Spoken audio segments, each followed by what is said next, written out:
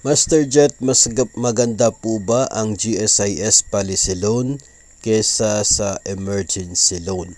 So depende po yun kung ano po yung factor na titingnan po natin. Una, sa interest rate, mas mababa ang sa emergency loan kasi 6% per annum yung interest niya. Ito pong sa atin pong policy loan ay 8%. Yung kanya pong interest compounded annually po kapag policy loan sa GSIS. Pagdating naman po sa loan term, ang GSIS emergency loan ay fixed na 3 years.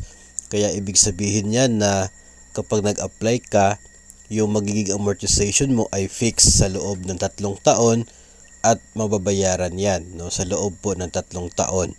Ito pong ating policy loan ay mayroon pong option pagdating po sa kanya pong sa payment wala po siyang loan term kasi depende lang siya kung hanggang kailan matatapos yung ma-fully paid yung utang kayo po ay pwedeng mag-set ng amount na pwede po magiging deduction from your salary pambayad sa policy loan at magpapatuloy po yun hanggang sa maging fully paid ang utang o kaya ay wala kang ilalagay na magiging monthly deduction sa sahod mo pero pwede ka magbayad through the GSIS Touch App o kaya ay over the counter o kaya ay sa mga bayad center para po liliit yung balanse ng utang at the same time darating yung araw na ma-fully paid yung loan mo. So yun po yung advantage po sa part ng atin pong policy loan kasi may option talaga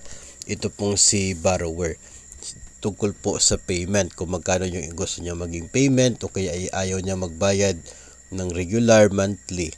So pagdating naman po dito po sa renewal, ang emergency loan po ay nare-renew lamang yan kapag nag-o-offer muli ng emergency loan sa inyo pong lugar. For example, ngayon nag-avail ka dahil po yun sa mga disaster na nangyayari sa inyong lugar ay naging available ang emergency loan, nag-avail ka. Tapos, sa loob ng 3 taon, by God's grace, wala pong nangyaring emergency, disaster sa inyo pong lugar. So, hindi po nagkaroon ng state of emergency, state of calamity. So, wala pong magiging bagong offer sa fully paid yung utang mo. Hindi mo siya pwede ma-renew kung wala pong bagong offer ang GSIS na emergency loan sa inyong lugar. Pagdating po sa policy loan, nare-renew po yan every year. Anniversary date ng inyo pong pag-apply ng loan. Kung nag-apply ka ng loan ngayon, September 30, then pagdating po ng September 30 next year, pwede ka na muling mag-apply. Titignan po yun kung mayroon ba magiging net proceeds mula po sa offer ng GSIS, mula po sa loanable amount ng inyo pong naipon na value sa policy compared sa balanse ng inyo pong utang. So, yun po ang pagiging net proceeds. Kung meron pong net proceeds, then go. Pwede po kayo mag-renew every year. Once a year lang. Every anniversary date, pwede ka mag-renew.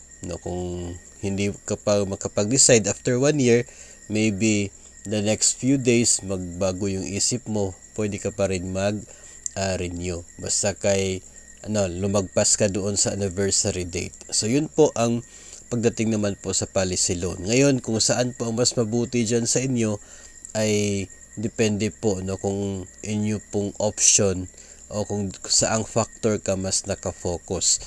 Kung ayaw mo doon sa sa policy loan, mas prefer mo yung options o yung terms and conditions ng emergency loan, then it's up to you. Kung ayaw mo sa emergencies at mas prefer mo yung policy loan, it's up to you po. Depende po yun sa mga choices po natin. Pero yun po yung mga nabanggit natin, yun po yung pagkakaiba ng dalawang loan offers na ito ng GSIS. Kayo po ba mga master, saan po ang mas maganda para sa inyo? Ang emergency loan po ba or ito pong policy loan ng GSIS?